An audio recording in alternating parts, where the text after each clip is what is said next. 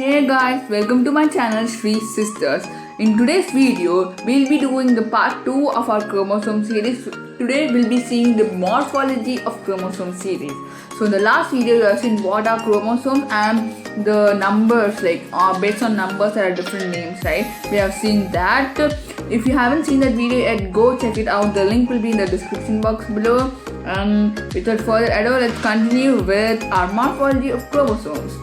So first, the size.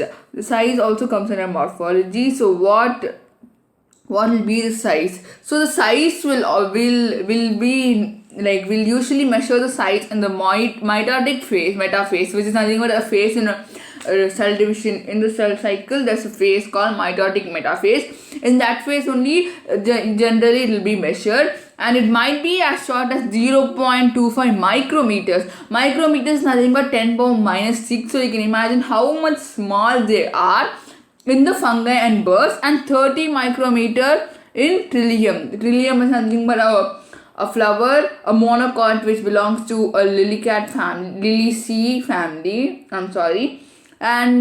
But the majority of the chromosomes will come under the micrometer range of 3 to 12. Until this range only, the majority of other chromosome size will be there, and in various organisms it will be like this only, 3 to 12 micrometers. The plant chromosomes are larger than animal chromosomes. So plant chromosomes will be bigger than the animal chromosomes.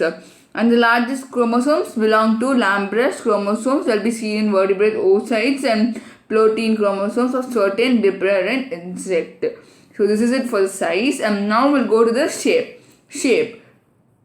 The shape will be circular or ring shape. The shape will be in circular or in the ring shape, and in the eukaryotes, which have a particular shape and nucleus and defined cell organelles, that's what is eukaryotes, right? So during metaphase it will be rod shape, but in the anaphase it's a cell division cycle, guys, and there will be V, L, J and I shapes based on the centromere position. We'll be learning this in the next video. And the structure is like the best stage to study is during the metaphase, because there only maximum condensation will happen. As we have seen, chromosomes is nothing but condensed chromatin. So because of maximum condensation, we can clearly study them because they'll be clearly visible. Let's see the parts of the chromosome. The chromatid is nothing but the longitudinal half of the chromosome is called chromatid. Chromatid is nothing but longitudinal half of the chromosome. In the prophase or metaphase, it's called chromatid. So this is the longitudinal half. As you can see, this is the half, means here it will come. So the longitudinal half is called a chromatid. This was also chromatid. This is also chromatid. This is also chromatid. And each chromatid will have one DNA molecule, and the metaphase will contain two. As you can see here in the metaphase, there will be two chromatids, and they'll be attached to the centromere, and they'll be conducting one DNA molecule each. The next structure we are going to see is chromonema. Chromonema is also nothing but chromatid only, but it's like a different name for the same structure. So the appearance of chromosomal material as filaments during the mitotic phase are called chromonema. So instead of a longitudinal line or a structure, it will be visible as filaments. That is only called chromonema. It represents the chromatin in the early stages of condensation is nothing but chromonema. So chromatin and chromonema are the two names for the same structure. So that is what is the chromonema. So it will also have a single DNA molecule with with histone proteins, and the chromatid and chromoneme both are the same things with two different names. There will be a gene bearing portions of the chromosome. And next part we are going to see is centromere. Centromere is a chromonemata is nothing but we have seen the chromatid fiber. The chromonemata are connected at the center region. This the centromere, like these the chromonema are they are connected to a center region, right? This region is called centromere. See, it's connected, like two are connected to each other, and it's a pair of two, right? So as you can see, this is one chromatid, this is one chromatid, it's connected to one centromere. Here one, it's connected to one centromere. So this part is called a centromere. That is nothing but a centromere, and the centromere is also called as primary constriction. So the other name for centromere is nothing but primary constriction region of chromosome, and it will divide as you can see, it is dividing the chromatid the chromosome into two, right? One chromatid fiber and another chromatid fiber. So this is nothing but the center part is nothing but a centromere, and it is a non-stainable part. We can't stain the center part. And next part is kinetochore. The kinetochore is nothing but disc-shaped structure which are made up of protein. Disc-shaped structure which are made up of protein, which will be seen surrounding the centromere is nothing but kinetochore. It's like a protection or cell wall for the centromere. That is nothing but kinetochore. As you can see, it's like covering like a disc-shaped structure for the centromere. That is called kinetochore. During cell division, the cell spindles fibers are implanted into the kinetochores. So during the cell division process, the spindle fibers will be implanted into the kinetochore. It's nothing but like a wall for a disc-shaped wall, something like that, for the centromere. That is only called kinetochore. Next is we will be seeing about the secondary constriction. The secondary constriction, it is the non-stainable constrictions at any point of the chromosome, besides the primary constriction. Primary constriction, as we have seen before, is nothing but the centromere. The centromere, as we have also discussed that time, it is non-stainable part, right? So any other part other than the primary constriction, which is non-stainable, is nothing but a secondary constriction at any point. It's not like it should be in a particular point like the centromere. Centromere will be in the center, right?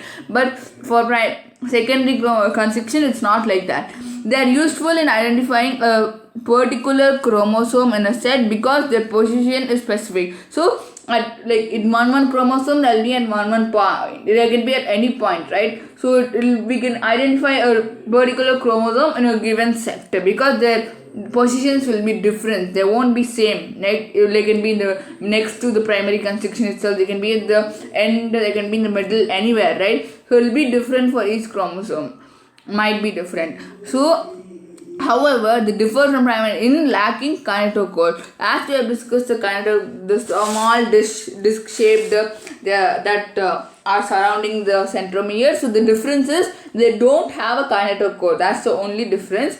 And the chromosome does not bend at secondary constriction regions during anaphase. So, but the centromere will divide the chromosome into two, but the secondary constriction does not bend or does not divide or anything. So next part we are going to see is the nuclear organization. Nuclear organization are like specific secondary constriction which include the formulation of nuclei. So inside the secondary constriction itself, there will be some specific types or different kind of that will help to induce the formation of nucleoli. Next part we are going to see is satellite. So what is satellite? The chromosome will bear an elongated round knob-like structure beyond the secondary constriction is known as satellite or trabant. Such chromosomes are termed as SAT chromosomes. The satellites are nothing but like next to the primary constriction. As you can see in this picture, next to the primary constriction is present, the satellite. So it is like a knob-like structure. As you can see, a small structure, knob-like structure, a small structure beyond, like next to the beyond the secondary constriction, like above the secondary constriction is known as satellite, or we can also say it's called trabant. And these chromosomes which have satellite, they are called as SAT chromosomes. It's not compulsory for all chromosomes to have it, but some like have it, and they are called as SAT chromosomes.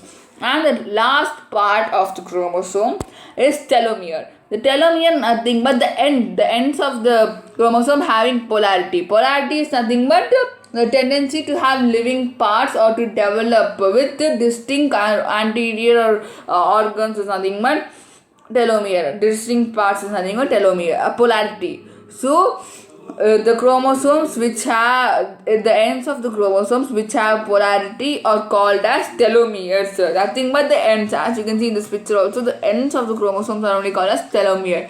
Telomeres will prevent the fusion between two different chromosomes. So they will help they will help to prevent the fusion of two different they help to stop causing accidents between the telomeres, you can say like that. So if the chromosome is broken at the ends, like the telomere part, they can fuse with each other, and they will lose facility or some, they will lose their stability and something, they will lose their something, and they are responsible to maintain stability. As I've said before, they will maintain head stability and the individuality of chromosomes. Because they don't let the fusion between the two chromosomes, they'll maintain the individuality between chromosomes. They consist of short sequences or guanine-rich repeats.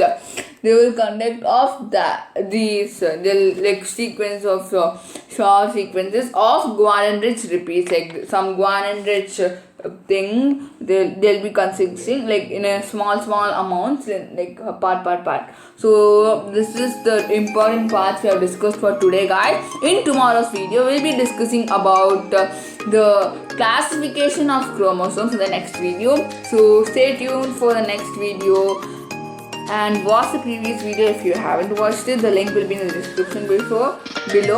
Thank you so much for watching, guys. If you understood what I am teaching you, like, share and subscribe to Shri Sisters. And for detailed notes on the topics, check out my Instagram at Shri__sisters. Thank you so much for watching. Please like, share and subscribe, guys. Bye.